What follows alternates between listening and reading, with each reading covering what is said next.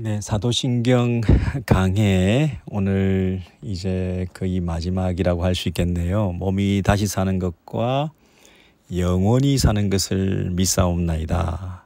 우리 영원히 사는 것을 믿습니다. 우리 그 부분을 살펴보게 될 텐데요. 영원히 산다는 것은 시간적으로 또 분량적으로 오래 길게 장수 개념으로 죽지 않고 불로 장생한다는 인간의 염원이 담겨 있는 그런 해석을 하시면 기독교적인 영생 개념이 아니시고요. 길 영자 영생 그것은 아닌 것 같고요. 성경에서 말하는 영생의 개념은 이터널 라이프가 시간적으로 everlasting 오래오래 계속되는 이라는 뜻보다는 성경에서 영생을 뭐라고 정의 내리느냐 하는 것을 먼저 살펴봐야 되겠죠. 여러분, 그래서 요한복음 한번 쭉 살펴보시면 좋을 것 같습니다. 성경을 한번 찾으셔가지고 요한복음 우리가 너무 잘 아는 3장 16절 말씀을 우리 같이 읽겠는데요. 요한복음 3장 16절입니다. 하나님이 세상을 이처럼 사랑하사 독생자를 주셨으니 이는 그를 믿는 자마다 멸망하지 않고 영생을 얻게 하려 하심이라 그랬죠. 그래서 멸망하지 않고 영생을 얻게 하려 하신다. 영생이 그러면 뭐냐? 믿는 자마다 영생을 얻게 된다. 그래서 이 영생은 예수님을 믿는 것과 관련이 있습니다. 예수님을 아는 것, 그리고 그 예수님을 17절에 보시면 하나님이 그 아들을 세상에 보내신 것은 세상을 심판하려 하려 하심이 아니요 그로 말미암아 세상이 구원을 받게 하려 하심이라 그랬죠. 여기서도 세상이 구원을 받는다. 독생자를 보내시고 그 예수를 믿음으로 말미암아 구원을 받는다. 그 아들을 세상에 보내신 것은 그랬습니다. 그래서 그 예수를 믿는 자는 심판을 받지 아니하고 믿지 아니하는 자는 하나님의 독생자의 이름을 믿지 아니하므로 벌써 심판을 받은 것이다. 믿지 않는 것이 심판이다. 이렇게 말하고 있습니다. 3장 우리 36절 마지막으로 한번 볼까요? 3장 36절 아들을 믿는 자에게는 영생이 있고 아들에게 순종하지 아니하는 자는 영생을 보지 못하고 도리어 하나님의 진노가 그 위에 머물러 있느니라. 여기도 영생에 대해서 잘 정리가 되어 있습니다. 영생이 아들을 믿는 자에게는 있는 것이고 그 아들을 믿고 순종하지 않으면 영생을 얻지 못한다. 오히려 하나님의 진노가 있는 것이다. 굉장히 중요한 얘기를 영생이냐 영벌이냐 하나님의 축복이냐 하나님의 진노냐 하는 것은 아들을 믿는 것과 관련이 있습니다. 하나님이 보내신 자 그 아들을 우리가 어떻게 받아들이느냐에 따라서 영생이 결정된다 이렇게 말하죠. 자, 여러분, 요한복음에 나와 있는 영생에 대한 얘기를 영원히 사는 것과 관련해서 우리가 살펴보고 있는데요. 5장 24절도 제가 읽어드리겠습니다. 요한복음 5장 24절 내가 진실로 진실로 너희에게 이르노니 내 말을 듣고 또 나 보내신 이를 믿는 자는 영생을 얻었고 심판에 이르지 아니하나니 사망에서 생명으로 옮겼느니라. 여기도 보시면 나 보내신 이가 누굽니까? 하나님이시죠. 나를 믿고 내 말을 듣고 또 나를 보내신 하나님을 믿는 자는 영생을 얻었다. 이미 과거형, 완료형으로 앞으로 얻을 것이다가 아니라 영생을 이미 얻었다 이렇게 얘기를 합니다. 사망에서 생명으로 옮겼느니라, 이미 옮겼다 이렇게 얘기를 하죠. 그러므로 우리가 영생을 나중에 죽고 난 다음에 가야 되는 어떤 곳이라든지 죽은 이후에 누리게 되는 어떤 새로운 생명이라든지 그런 것이 아니라 이 땅에서 이미 누리고 또 그 생명의 부유함 속에 풍성한 삶, 요한복음으로 얘기하면 풍성한 삶, 풍성한 생명을 이미 얻었다 이렇게 얘기를 하고 있습니다. 자, 그래서 요한복음을 기록한 목적이 뭐라고 그랬습니까? 오직 이것을 기록함은 너희로 예수께서 하나님의 아들 그리스도이심을 믿게 하려 함이요, 또 너희로 믿고 그 이름을 힘입어 무엇을? 생명을 얻게 하려 함이라. 그러니까 요한복음을 기록한 저자는 이 요한복음의 내용을 통해서 예수를 독자들이 예수를 믿음으로 말미암아 예수가 하나님의 아들이요 참된 그리스도요 메시아인 것을 믿게 해서 믿음으로 말미암아 당장 뭡니까? 그 이름을 힘입어 생명을 얻게 하려 함이라. 새로운 생명을, 새로운 하나님의 생명을 덧입게 하게 하기 위해서 이 글을 쓰고 있다. 그러니까 이 글을 쓰는 저자는 이 글을 읽는 독자가 영생을 바로 얻기를 원하는 겁니다. 믿어서 영생을 얻도록 하기 위해서 이 글을 쓰고 있다. 그러니까 현재적 영생의 개념이다 이렇게 얘기를 해야 됩니다. 현재적 천국이다. 현재적 하나님의 나라다. 이것이 영생이다 이렇게 얘기합니다. 다시요 여러분, 요한복음에는 영생이라는 개념이 많이 나와 있지만 다른 공관복음에는 마태, 마가, 누가복음에는 하나님의 나라라는 개념이 많이 나오고 있죠. 그래서 때가 찼고 하나님 나라가 가까웠다. 회개하고 복음을 믿으라. 마가복음에 그렇게 돼 있죠. 누가복음에 하나님 나라는 너희 안에 있느니라. 그래서 현재적으로 하나님 나라가 너희 안에 있다. 하나님 나라는 너희 안에 있다. 현재 지금 우리 가운데 있다. 하나님 나라가 있다는 것이죠. 그리고 하나님 나라가 가까웠다. 회개해라. 그리고 하나님 나라를 받아들여라. 이렇게 이 마태, 마가, 누가복음에서는 하나님 나라의 개념을, 현재적 천국의 개념을 얘기를 많이 했는데, 요한복음은 독특한 관점으로 하나님 나라라는 얘기는 많이 하지 않고 이 생명에 관한 얘기를 합니다. 그 나라의 백성이 누리는 생명을 얘기합니다.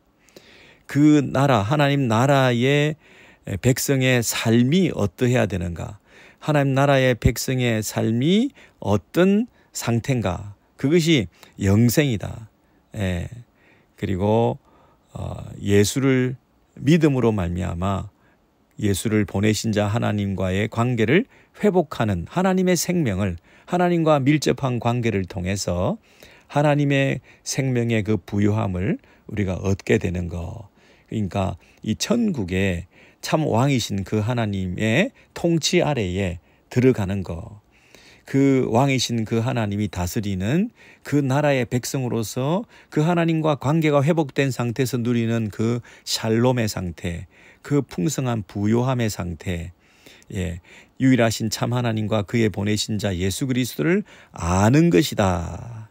아는 것이다. 이게 요한복음 17장 3절에 있는 것인데, 마지막으로 우리 요한복음을 17장 3절에서 우리가 영생을 믿습니다. 영원히 사는 것을 믿습니다. 그것을 우리가 살펴보고 있는데, 타 종교, 동양적인 개념으로 죽지 않고 오래오래 사는 것은 기독교적으로 볼 때 하나의 저주일 수 있습니다. 시간적으로 하나님 없이 오래 사는 것이 무슨 복입니까? 그죠? 잠시 잠깐 살아도 하나님과 관계를 회복한 상태에서 그 하나님의 생명을 누리는 것이 이 땅에서 영생이다. 그런데 그 하나님과 연결된 것이 하나님이 영원하신 분이시고 시간적으로도 영원하신 분이기 때문에 그 하나님과 연결되어서 사나 죽으나 우리는 영원한 생명을 누리는 거죠. 이 땅에서 이미 영생을, 하나님과 관계된 삶을 살아가는 사람들이 앞으로 죽은 이후에도 하나님과 관계된 상태로 연결되어서 영생을 살 수 있는 것이지, 이 땅에서 하나님과 관계가 없는 사람들이, 영생을 누리지 못하는 사람들이 죽고 난 다음에 갑자기 하나님과 관계된 삶을, 영생을 누릴 수 없습니다. 결정적으로. 그러므로 우리가 죽고 난 다음에 나중에 이것을, 영생을 얻겠다, 하나님 나라에 들어가겠다, 천국에 가겠다, 나중에 죽고 나서 어떻게, 죽기 전에, 직전에 그런 얘기를 하시면 안 됩니다. 예, 지금 이 땅에서 오늘이라고 하는 그날, 바로 이 때를 놓치지 말고 예수를 소개받고 예수를 믿고 예수를 배우고 그 예수를 보내신 하나님과의 관계를 회복하고 그 하나님과의 관계 속에서 이 부유한 생명을 누리는 것, 바로 그것이 영생의 삶입니다. 하나님과의 관계를 회복하는 삶을 사는 것. 그동안 우리가 죄로 말미암아 하나님과 단절된 상태잖아요. 단절이 죽음입니다. 관계가 깨어진 것이 죽음입니다. 생명은 뭐냐? 관계를 회복하는 것입니다. 생명은 뭐냐? 죽음의 반대말인데, 죽음은 뭐냐? 관계가 단절된 것입니다. 우리가 하나님과 관계가 깨어진 상태에서 너희가 정령 죽으리라, 너희가 중령 죽으리라, 이렇게 창세기에서 말할 때는 당장 육체적인 호흡이 생물학적으로 죽는 것을 말하는 것이 아니라 하나님과 관계가 끊어진 것을 말합니다.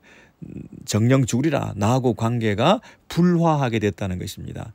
관계가 단절된 상태에서 영적인 죽음을 맞게 되었는데, 이제 그 죽음을 회복하는 생명, 영생이라고 하는 것은 관계의 회복입니다. 네, 영생의 의미가 뭐라고요? 하나님과의 관계가 회복되는 것이다. 근데 하나님과의 관계는 어떻게 회복됩니까? 그의 보내신 자 예수 그리스도를 믿음으로 하나님과의 관계가 회복되는 거죠. 이래서 하나님과 예수 그리스도를 믿고 아는 것을 통하여 이제 우리는 영생을 누리게 되었다. 그래서 이제 이 땅에서 그 영생을 누리고 이미 살게 되었고, 그리고 만약에 우리가 죽는다 하더라도 우리가 하나님과 관계 안에서 죽게 되는 것이기 때문에 사나 죽으나 우리는 그리스도께 속한 것입니다. In Christ. 그리스도 안에 있는 것입니다. 그러므로 우리의 죽음 이후에도 영생의 삶을 살아가는 것이죠. 근데 그 영생은 죽음 이후에 이 삶이 완성되는 것입니다. 왜냐하면 우리가 지금은 몸으로 부족하고 결핍되고 한계를 가진 몸으로 우리가 영생을 호흡하고 맛보고 살고 있지만, 이제 우리가 죽게 되면 우리 몸이 영혼과 분리되어서 우리 몸은 이제 썩어지게 되고, 그렇죠? 그리고 우리 영혼만 이제 존재하게 되는데, 이제 예수님 재림하실 때에 우리가 부활의 몸을 덧입게 되지 않습니까?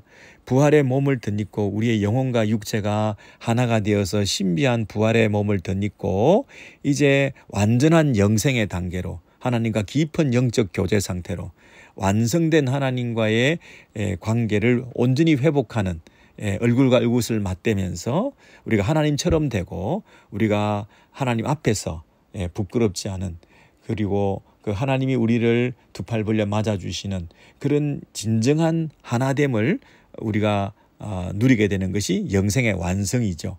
그래서 이 땅에서 영생을 누리는 사람이 그 완전한 영생으로 들어갈 수가 있는 것입니다. 이 땅에서 영생을 가지지 못한 사람이, 하나님과 관계가 없는 사람이 죽고 난 다음에 갑자기 하나님과 관계를 가질 수가 없는 거죠. 그래서 지금 영생의 개념을 잘 이해하는 것이 너무너무 중요한 거죠. 그래서 영원히 사는 것을 믿습니다. 우리가 사도신경을 고백할 때는 영원히 사는 것을 믿습니다. 우리가 시간적으로 길게 영원히 죽지 않고 오래 사는 것을 믿습니다. 이게 잘못하면 이 기독교의 핵심을 빠뜨릴 수가 있습니다. 자, 그래서 요한복음 17장 3절을 다시 한번 우리 확인해서 이 사실을 한 번 더 설명하겠습니다. 요한복음 17장 3절에 찾아오셔서 같이 읽으시죠. 영생은 곧 유일하신 참 하나님과 그가 보내신 자 예수 그리스도를 아는 것이니다. 이렇게 얘기를 했습니다. 그렇습니다. 여기서 유일하신 참 하나님, 여러분, 우리가 하나님이라는 존재는 한 분밖에 없습니다. 이런저런 이방신을 우리가 하나님이라고 숨기지 않습니다. 그래서 유일하신 분입니다. 그리고 참 하나님이십니다. 한 분밖에 없는 유일한 참 하나님, 그분께서 보내신 분이 있습니다. 우리에게 구원의 길을 제시하신 분은 하나님이신데 구원의 방법도 한 가지밖에 없습니다. 다른 방법으로는 구원을 받을 수가 없고 유일하신 참 하나님과의 관계를 회복할 수가 없습니다. 우리 편에서 찾아가는 방식이 아니라 하나님이 우리에게 제시하신 방식으로 우리의 구원의 문제가 해결될 수 있습니다. 사람들은 우리가 원하는 방식, 우리가 편리한 방식으로 하나님을 찾겠다 그러는데 하나님과의 관계의 문제는 하나님이 은혜로 우리에게 길을 열어주시는 그 길을 따라 하나님과 관계가 회복되는 거지, 은혜로 주신 그 길을 따라 우리가 가야 그 관계가 회복되는 거지, 우리 마음대로 우리의 자격이나 공로나 조건이나 열심이나 우리의 수고로 하나님과 관계를 회복하겠다고 하는 것은 착각입니다. 그래서 유일하신 참 하나님, 그리고 그분이 보내신 자 예수 그리스도, 유일한 방법, 유일한 하나님과 우리 사이의 관계를 회복할 수 있는 유일한 구원의 통로인 예수 그리스도, 하나님과 우리 사이의 유일한 중보자이신 그 예수 그리스도를 우리가 아는 것, 그것이 뭐라고요? 영생이다 그랬습니다. 여기서 아는 것이다, 하나님을 아는 지식을 가지는 것이다, 그렇게 말했죠. 안다는 것은 지식적인 개념인데요, 이것이 단순한 객관적인 지식을 말하지 않고 구체적인 체험적인 알미다 그랬습니다. 체험적인 지식이다. 그래서 이것은 친밀한 교제를 가진다는 것을 말합니다. 예수 그리스도를 아는 지식, 이 말은 하나님을 아는 지식을 가져야 된다. 하나님에 대한 지식을 가져야 된다는 얘기는 공부 많이 해야 된다, 책을 많이 봐야 된다, 그것은 단편적인 얘기고 부분적인 얘기고, 하나님을 아는 지식이라는 얘기는 하나님과의 영적인 친밀한 교제, 하나님과 연합, 이것이 하나님을 아는 지식이다, 이런 뜻입니다. 지식이라는 것은 안다는 뜻인데, 안다는 것은 그 하나님과 교제권 안에 들어간다는 것입니다. 우리가 누구누구를 안다 그러면 제대로 그 사람에 대해서 그 사람 키가 얼마고 나이가 얼마고 이런 것을 안다고 하지 않습니다. 내가 그 사람을 좀 안다 이렇게 얘기할 때 좀 안다는 얘기는 그 사람을 속속들이 알고 그분과 교제가 깊고 그분과 함께 늘 살아왔고 내가 좀 안다 하는 얘기는 친밀한 교제, 뗄래야 뗄 수가 없는 관계, 그런 연합 관계에 있을 때 내가 좀 안다 이렇게 얘기를 할 수 있는 거죠. 그 사람에 대한 객관적인 지식을 몇 가지 가지고 있다고 해서 내가 아는 게 아닙니다. 나는 그 사람을 신문을 봐서 아는데 그 유명한 사람은 나를 모르죠. 그러면 서로가 아는 게 아니죠. 피차 친밀한 교제, 서로가 서로를 아는 관계, 그 관계에 들어가야 되는 거죠. 그래서 하나님과 예수 그리스도를 안다는 얘기는 하나님과 예수 그리스도 안에 내가 있고, 그리고 하나님이 나를 아시고 내가 하나님을 아는 이 연합관계, 그 관계 안에 들어가는 것을 말합니다.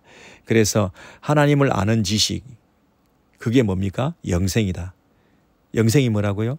하나님과 그의 보내신 자 예수 그리스도를 아는 것이다. 안다는 것은 영적인 친밀한 관계 안에, 그 관계가 그동안 불화 상태, 전쟁 상태, 원수 상태였는데 그것이 관계가 회복된 상태, 다시 평화로운 상태, 샬롬의 상태, 친밀한 상태, 뗄래야 뗄 수가 없는 연합된 상태로 간 것이 뭐라고요? 구원이고 영생이고 생명이고 회복된 관계라, 그렇게 말하는 거죠. 다시요.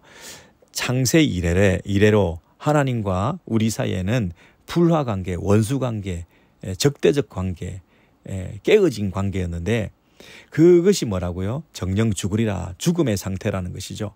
그런데 그 죽음을 이기고 생명의 상태로, 영생의 상태로 가기 위해서는 하나님과 우리 사이의 그 불화 관계를 깨트리고 회복해 주실 분 예수 그리스도를 통하여 하나님께 나아가는 길을 우리가 얻게 된 거죠. 내가 곧 길이요 진리요 생명이다 했을 때 그 예수 그리스도를 힘입어, 그분의 의를 힘입어, 그분이 우리를 향하여 피 흘리신 속죄 사역의 결과로 우리도 그 의를 덧입게 되어서 우리 같은 죄인이 하나님의 의를 얻을 수 있는, 하나님 앞에 감히 나아갈 수 있는 예수 이름으로 기도할 수 있는, 예수 이름으로 예배할 수 있는, 예수 이름으로 찬양할 수 있는, 예수 이름으로 봉사할 수 있는, 예수 이름으로 우리가 신앙생활을 할 수 있는 그 길이 활짝 열리게 된 거죠. 그래서 담대히 예수의 이름을 부르며 하나님께 나아갈 수 있는 그런 특권을 우리가 가지게 되었거든요.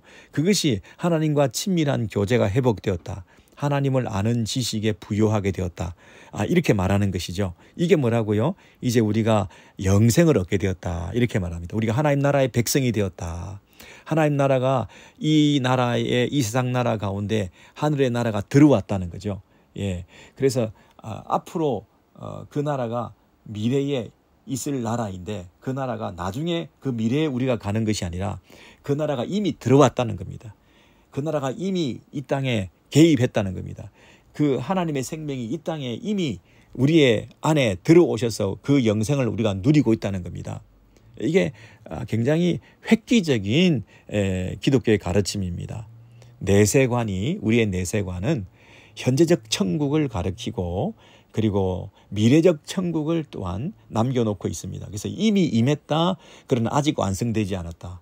이미와 아직 사이의 그 긴장관계 속에서 우리가 살고 있는 것입니다. 그래서 우리는 내세관이 나중에 천국에 간다, 영생을 얻는다가 아니라 이미 영생을 누리고 이미 천국에 들어와 있다. 그런데 아직 완성되지 않고 온전해지지 않은 가운데 예수님의 재림을 기다리고 있는데 그 예수 그리스도의 재림 이후에 이 영생을 풍성히 온전히 완성되어서 그 진정한 천국의 기쁨을 누리게 될 것이라는 그 기대 가운데 우리가 살고 있는 것이죠. 그것이 몸이 다시 사는 것입니다. 그리고 영원히 사는 것입니다. 몸이 다시 사는 것과 영원히 사는 것을 믿습니다는 연결이 되어 있습니다. 몸이 다시 산다는 것은 우리를 몸을 다시 살려 가지고 무슨 목적이 있으니까 다시 살리셨을 거 아니겠어요? 몸이 다시 살아났는데 그걸 가지고 뭐 하려고요? 영원히 살도록 하는 그 축복의 상태로 들어가도록 하기 위해서 우리를 영혼의 상태로만 내버려 두지 않고 육체와 영혼이 하나가 되는 몸이 다시 사는 새로운 우리 몸을, 부활의 몸을 덧입게 하셔서 완벽한 온전한 몸으로 우리의 삶도 영원히 살게 하신 거죠. 영원히 산다는 것은 시간적으로 뿐 아니라 하나님께서 주시는 완전한, 하나님께서 주시는 친밀한, 하나님과 함께 살아가는 진정한 구원, 그 영원한 삶, 영생을 살게 되는 것이죠. 그것이 바로 몸의 부활과 영생, 이것은 연결되어 있는 거죠. 몸의 부활과 영원한 삶, 완전한 삶, 하나님 앞에서 가장 온전한 삶을 살아가는 그 상태가 우리의 몸의 부활의 상태라는 것입니다. 자, 이것이 좀 이해가 잘 돼야 될 텐데요. 이것을 요한계시록 6장에서 제가 설명시켜 드리겠습니다. 요한계시록 6장으로 가보셔서 9절 이하에 이렇게 찾으시면 요한계시록 6장 9절 이하에 보시면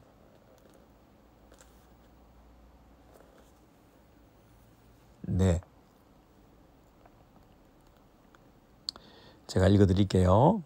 요한복음 6장 9절 이하에 보시면 다섯째 인을 떼실 때 내가 보니 하나님의 말씀과 그들이 가진 증거로 말미암아 죽임을 당한 영혼들이 제단 아래에 있어, 여기 영혼들에 동그라미 치시고요. 죽임을 당한 영혼들. 그런데 죽임을 당한 영혼들이 지금 뭐 하고 있습니까? 큰 소리로 불러 이르되 10절입니다.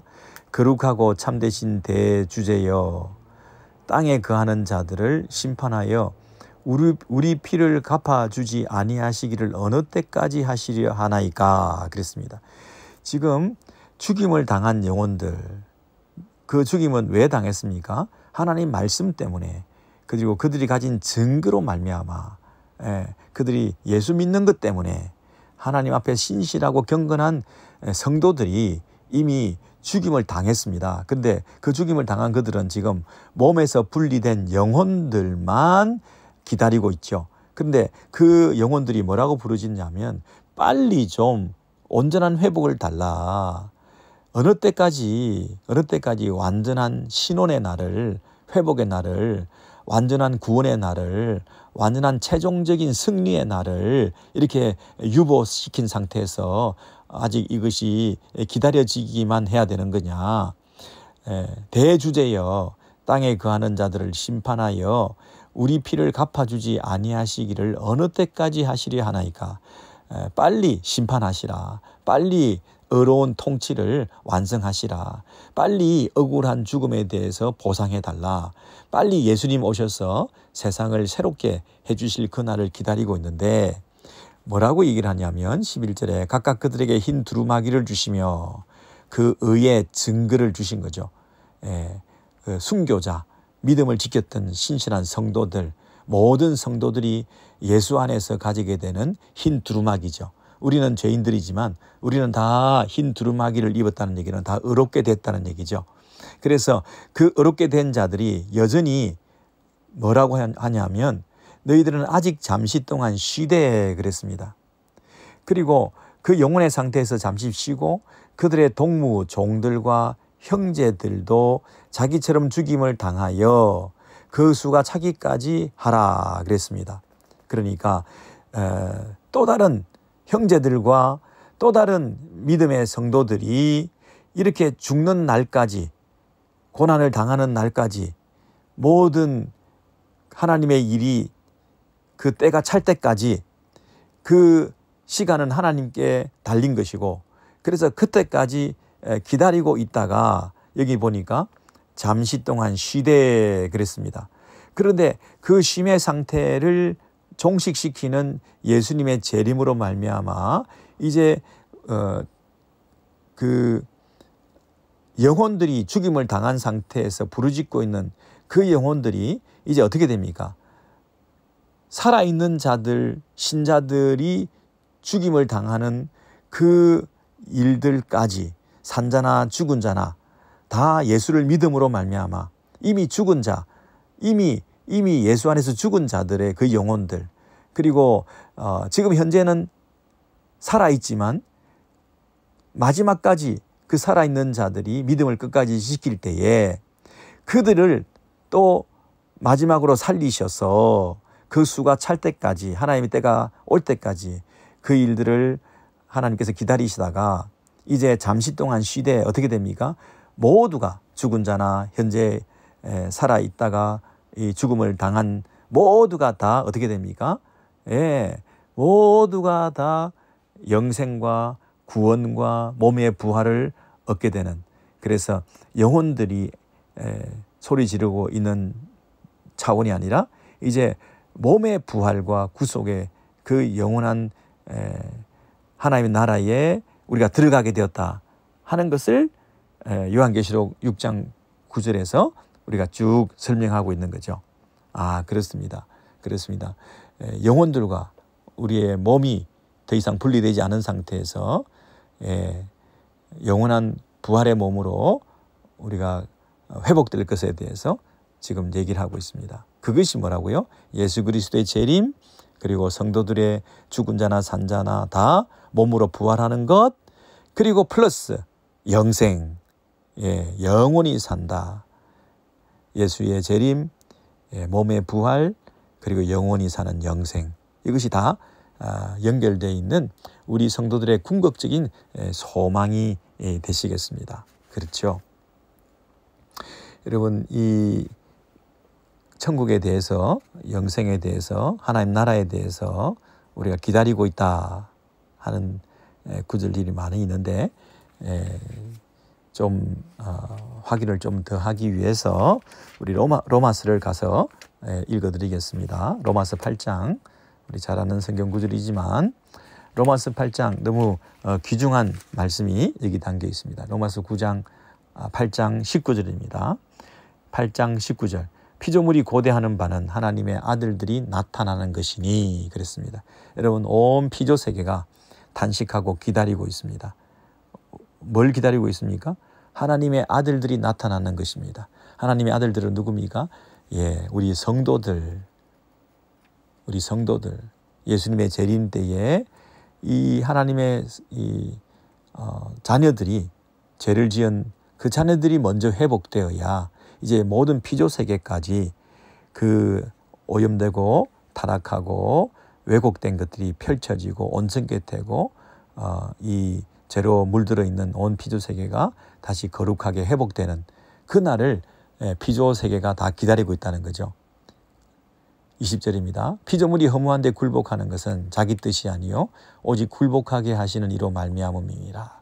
그 바라는 것은 피조물도 썩어짐의 종로로 탄 데서 해방되어 하나님의 자녀들의 영광의 자유에 이르는 것이니라. 이런 피조 세계가 왜 지금 몸살을 하고 있습니까? 하나님 앞에서 그 피조 세계를 잘 다스리고 또 청지기 역할을 잘 했어야 될 이 사람이 하나님 앞에 범죄함으로 말미암아 그 범죄로 인하여 모든 피조 세계까지 그 타락이 전염되고 또 하나님의 통치가 왜곡되고 피조 세계에도 죄로 물들게 되어서 이 세상이 지금 몸살하고 있는데 온 피조 세계가 유일하게 기대하는 것은 그 첫 원인인 사람이 회복되는 거죠. 하나님과 관계가 그 죄인들이 죄가 없어지게 되고 하나님과 관계가 회복되는 그리고 단순히 사죄를 받는 정도가 아니라 몸의 부활과 그래서 온전한 하나님과의 친밀한 교제로 들어가게 되는 것을 기다리는 거죠. 몸의 부활과 영원히 사는 그 단계에 예수의 재림 때 일어날 그 일을 기다리면 하나님과 온전한 인간이 관계가 회복되고 구원을 받게 될 때에 그 사람으로 말미암아 왜곡된 온 피조 세계도 구원을 다시 회복받게 되는 거죠. 그래서 온 피조 세계가 지금 탄식하면서 그날이 올 때까지 고통을 겪고 있다. 22절입니다. 피조물이 다 이제까지 함께 탄식하며 함께 고통을 겪고 있는 것을 우리가 다 안다. 이렇게 말하죠. 23절입니다. 그뿐 아니라 또한 우리 곧 성령의 처음 익은 열매를 받은 우리까지도 속으로 탄식하여 양자될 것 곧 우리 몸의 구속을 우리 몸의 속량을 기다린다. 그랬습니다. 자, 우리가 영원히 사는 것을 믿습니다 할 때 예수님의 재림 그 다음에 몸의 부활 이 몸에 속량돼 있죠. 우리가 양자된다 하나님의 자녀가 된다는 얘기는 그저 영혼만 구원받는 것이 아니고요. 영혼과 육체가 하나가 되는 몸의 부활 우리 몸이 부활하는 것 몸이 속량되는 것 그것이 우리의 온전한 구원이라는 거죠. 그 부활의 몸으로 우리가 살아가는 것이 영생이라는 거예요. 그 영생이 그 하나님 앞에서 살아가는 삶이라는 거죠. 관계가 회복된 영원한 친밀한 교제권에 들어가서 우리가 이 땅에서 그 영생을 맛을 보고 살다가 이 결핍된 핸디캡을 가진 초라한 우리 몸을 가지고 살아가는 한계를 가지고 슬프디 슬픈 이 땅에서의 삶을 살아가며 우리가 소망 가운데 탄식하며 기다리는 것은 예수의 재림 때 우리 몸이 온전해지고 완전해지고 부활의 몸을 덧입고 그리고 영원히 탄식하고 기다리고 있는 그 죽은 자들의 그 영혼들까지도 죽은 자나 산 자나 다 부활하게 되는 그 부활의 몸을 가지고 살아가는 하나님 앞에서의 온전한 삶 이게 영생이라는 거예요. 그래서 그 영생은 이 땅에서 이미 예수 믿는 사람들이 맛보고 누리고 있던 그 영생을 가진 사람들만 그 재림 때에 온전한 영생을 미래적 영생까지도 현재적으로 누리던 사람이 미래적으로 받을 수 있다는 거죠. 그래서 지금 우리가 영생을 누리지 않으면 하나님과 관계의 그 친밀함을 우리가 얻지 못하면 나중에 영생을 얻을 수 없습니다. 그건 거짓말입니다. 그래서 이 로마서 8장에서 모든 피조 세계가 탄식하며 기다리고 있는 게 뭡니까? 우리 몸의 부활입니다. 그리고 우리가 영생을 얻는 그날입니다.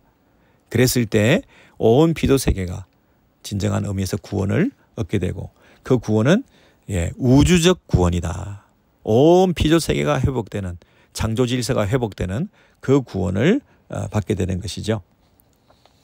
여러분 이 얘기가 요한계시록 21장 22장에 새하늘과 새 땅에 관해서 약속해 주시고 그날을 소망하라 그랬죠. 예, 그런 얘기가 여러분 이사야서 65장에 이미 구약에서부터 다 나와 있기 때문에 이게 너무너무 놀랍기도 하고 확실한 예언이 성취된 것이구나. 하나님의 약속은 이렇게 영원히 사는 것을 이미 새하늘과 새 땅에서 살 것을 약속해 주셨구나. 예, 이 땅에서 살아가는 삶이 아니라 새하늘과 새 땅에서 살아가는 영원히 사는 그 삶에 대해서 우리 예언해 주셨는데 한두 구절만 찾도록 하겠습니다. 1045페이지 이사야 65장에 있는 말씀을 제가 읽어드리겠습니다. 이사야 65장 17절과 18절입니다. 이사야 65장 17절 1047면인가요? 보라 내가 새하늘과 새 땅을 창조하나니 이전 것은 기억되거나 마음에 생각나지 아니할 것이라. 여러분 이전 것이 기억되거나 생각나지 않은 이유가 뭡니까? 기억력이 깜빡깜빡하기 때문에 그렇습니까? 이전 것이 너무 고통스럽기 때문에 그것을 기억을 안 하고 싶어서 안 하는 것을 말합니까? 아닙니다. 새하늘과 새 땅이라고 하는 것이 너무나 완벽하기 때문에 새하늘과 새 땅이 주는 온전함이 너무나 크기 때문에 새하늘과 새 땅에서 살아가는 삶이 너무나 복되기 때문에 새하늘과 새 땅이라고 하는 것은 이 세상에는 없는 하나님 안에서 살아가는 새로운 질서와 하나님과의 관계가 회복된 상태에서 누리는 그 행복이라고 하는 것이 너무나 크기 때문에 그래서 이전 것은 아예 기억이 안 납니다. 예, 그런 정도로 새하늘과 새 땅에 대한 소망과 우리가 감격을 우리가 가지고 있는 것이죠. 18절입니다. 너희는 내가 창조하는 것으로 말미암아 영원히 기뻐하며 즐거워할지니라. 보라 내가 예루살렘을 즐거운 성으로 창조하며 그 백성을 기쁨으로 삼고. 여러분 여기 보십시오. 내가 창조하는 것으로 말미암아 너희는 영원히 기뻐하며 즐거워할지니라 그랬습니다. 여러분 천국 가면 좀 지루할 것 같으신가요? 천국 가면 무릉도원에 그냥 발 담그고 복숭아 먹으면서 편하게 살아가는 아무것도 하지 않고 노동하지 않고 잠만 자면서 그렇게 살아가는 삶이라고 우리가 착각하기 쉬운데요. 예, 우리가 영원히 기뻐하며 즐거워할 것이다.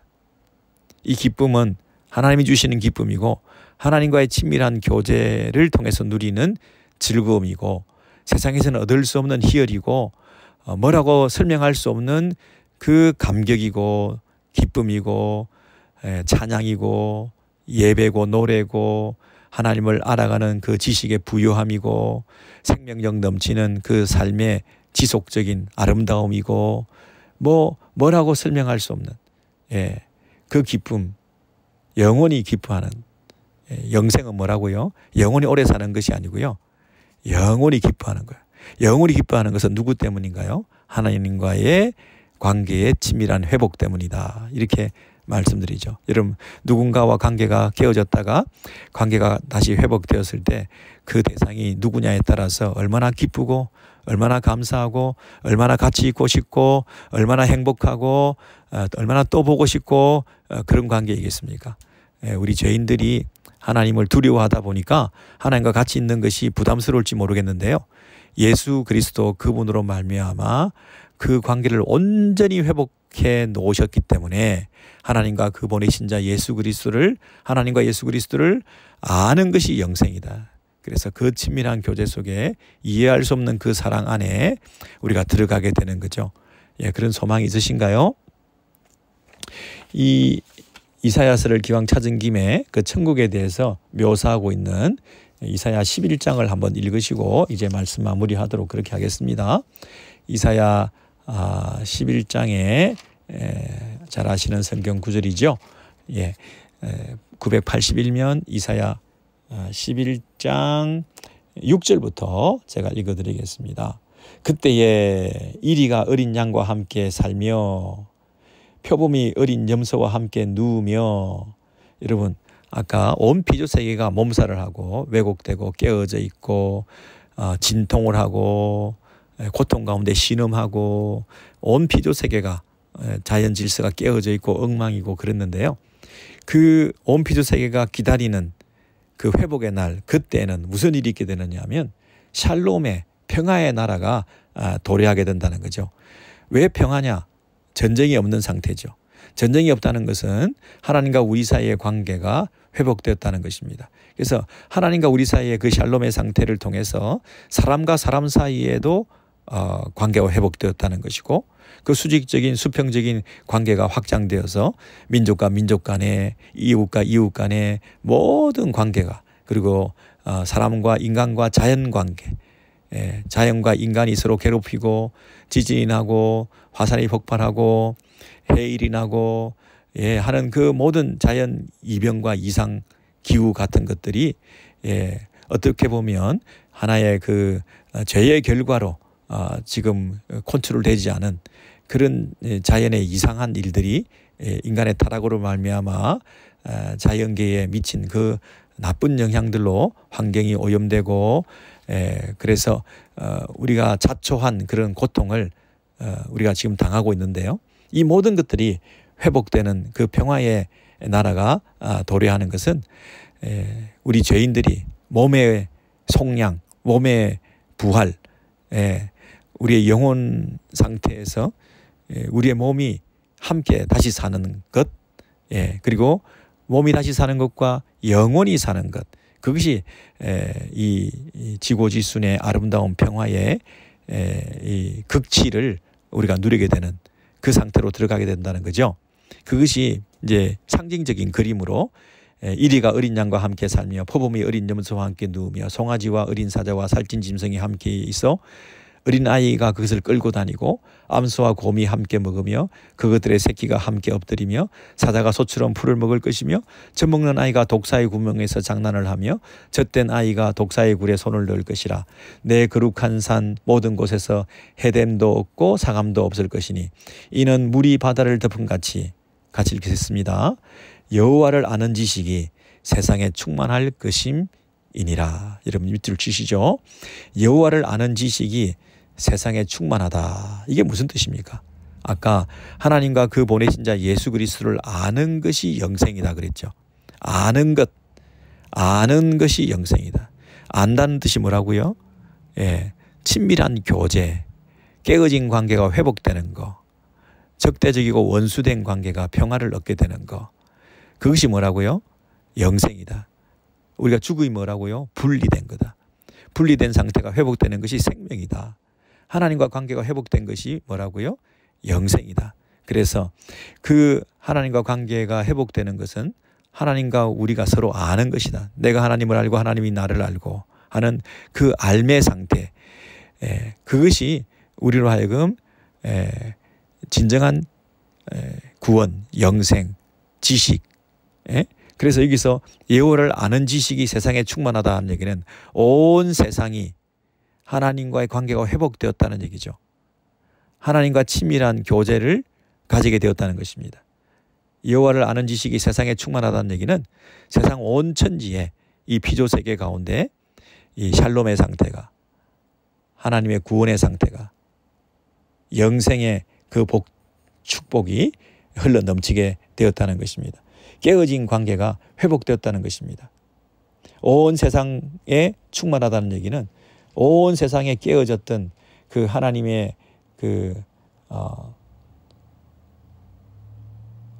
세상을 향한 그 진노가 이제는 회복되어서 그 온 세상 사람들이, 온 피조 세계가 하나님과의 깊은 연합의 관계로 들어가게 되고 친밀한 교제로 들어가게 되므로 이제 하나님과의 관계가 온전히 회복되는 구원의 상태로 우리가 들어가게 되었다는 것입니다. 그것이 여호와를 아는 지식이 세상에 충만할 것임이라, 그렇게 설명하고 있는 것이죠.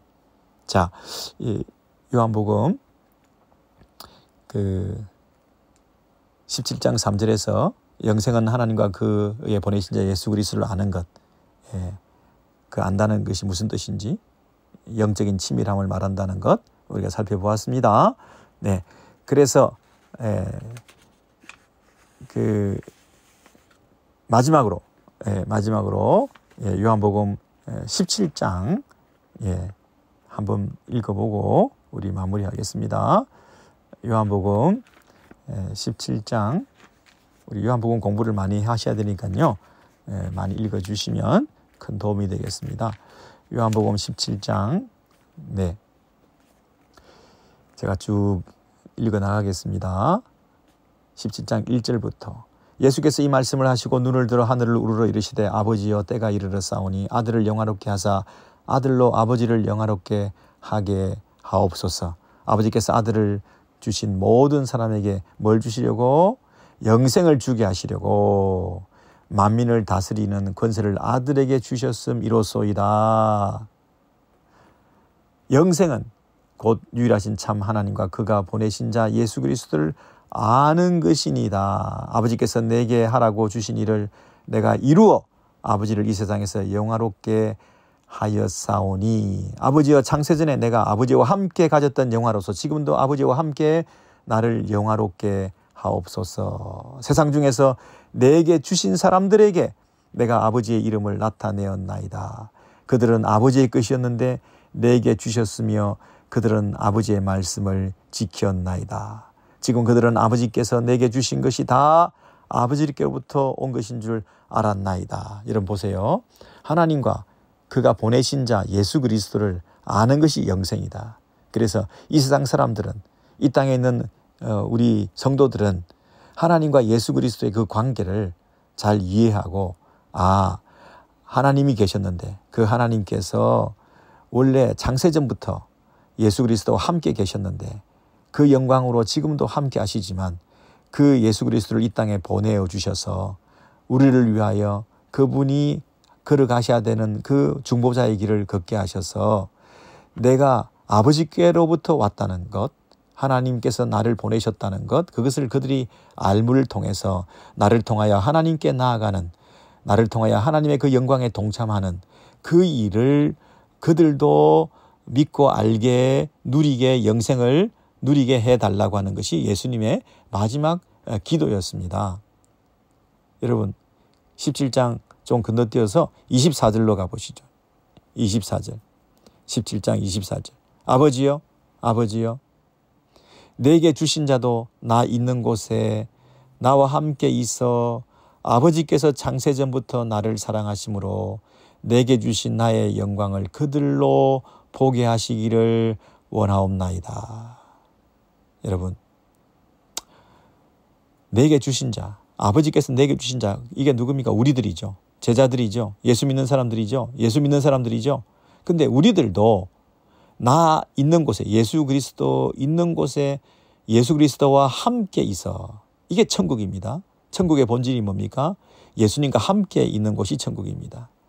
그래서 아버지께서 창세전부터 나를 사랑하심으로 성부 하나님과 성자 예수 그리스도의 관계처럼 내게 주신 나의 영광을 그들로 보게 하시기를, 우리도 그 영광에 동참하게 되기를, 하나님과 예수 그리스도의 그 영광을 그들도 보고 누리고 하는 것이 뭐라고요? 영생이다. 그 영생에 우리를 들어가게 하신다는 것입니다. 이게 말로 설명할 수 없는 영광스러운 영생의 아름다운 완성된 무한한 하나님의 자비로 허락되는, 예수님께서 기도하셔서 이 일이 일어나게 된 거죠. 예수께서 지금 마지막으로 대제사장적 기도를 요한복음 17장에서 그분이 세상을 떠나시기 전에, 십자가에 달리시기 전에, 그리고 그분의 그 사역을 총체적으로 마무리하시면서 앞으로 이 일이 일어나기를 원합니다. 그 큰 마스터 플랜을, 하나님의 구속의 계획의 그 모든 과정들을 기도로 표현하시면서 그 완성이 어떻게 마무리되게 될 것인가에 대해서, 그리고 다시 사는 것을 믿습니다. 그리고 영원히 사는 것을 믿습니다. 그 영생의 삶, 그것이 창세전에 하나님과 예수 그리스도의 그 영광 가운데 우리들도 들어가도록 하게 하시기 위한 예수님의 구원 계획과 그 계획이 이루어지기를 원하는 이 중보의 기도를 통해서 우리가 그 소망 가운데 지금 우리가 살고 있는 거죠. 그래서 우리가 영원히 사는 것을 믿습니다. 그 영광 가운데 들어가기를 원합니다. 해와 같이 빛나는 그곳에서 영원히 하나님과 예수 그리스도 안에서 찬송하며 거하게 될 그날을 기대하면서 우리가 살고 있는 거죠. 우리 같은 미물이, 우리 같은 죄인이, 우리 같은 아무것도 아닌 것들이 은혜로 감히 하나님이 그 아들을 보내시기까지 하시면서 우리를 폐기하지 않고 버려두지 않고 잃어버린 한 마리 양을 찾아서 끝까지 우리를 이곳까지 보내시고 우리를 살리셔서 우리를 온전케 하시는, 그리스도 안에 있게 하셔서 영원히 그리스도 안에 있는 그 영생을 살아갈 수 있도록 우리에게 은혜를 주신 거죠. 이 감격, 이 축복, 이 놀라운 은혜에 대해서 우리가 무한 감사를 드리고 이 땅에서 좀 힘들지만 소망 가운데 그 영원한 것을 바라보면서 이겨나가실 수 있는, 잠시 우리가 당하는 어려움들로 인해서 우리의 신앙이 뿌리채 흔들리는 그런 일들이 결코 일어나지 않도록, 그래서 정말 우리의 신앙이 얼마나 위대한 것인가, 우리의 믿음이 얼마나 우리를 요동하지 않는 믿음으로 끝까지 책임져 주시는가. 제가 로마서 8장에 있는 말씀 다시 한번 읽겠습니다. 생각하건대 현재의 고난은 장차 우리에게 나타날 영광과 비교할 수 없도다.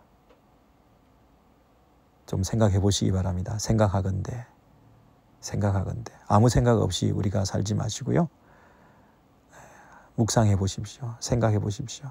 생각하건대 현재의 고난은 장차 우리에게 나타날 영광과 비교할 수 없도다.